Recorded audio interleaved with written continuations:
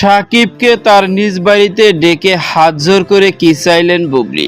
আর viewers, বিস্তারিত জানতে চ্যানেলটি সাবস্ক্রাইব করে সম্পূর্ণ ভিডিওটি দেখতে থাকুন। সুপ্রিয় দর্শক, বেশ কিছুদিন ধরে সোশ্যাল মিডিয়া আলোচনায় নেই সাকিব খান ও শবনম ইয়াসিন বুবলি।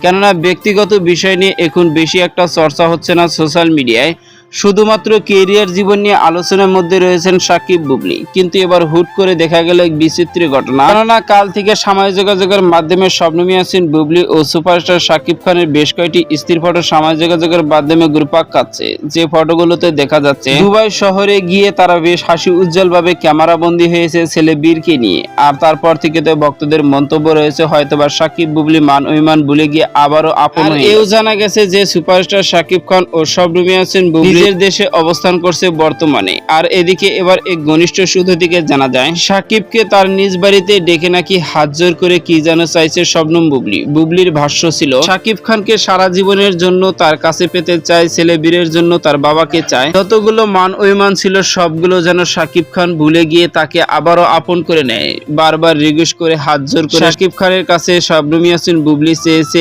এমনটি জানা গেছে ঘনিষ্ঠ সূত্র থেকে। তো সুপ্রিয় দর্শক, ভিডিওটি আপনার কাছে ভালো লাগলে একটা লাইক দিন। নিত্য নতুন ভিডিও আপডেট পেতে চ্যানেলটি সাবস্ক্রাইব করুন।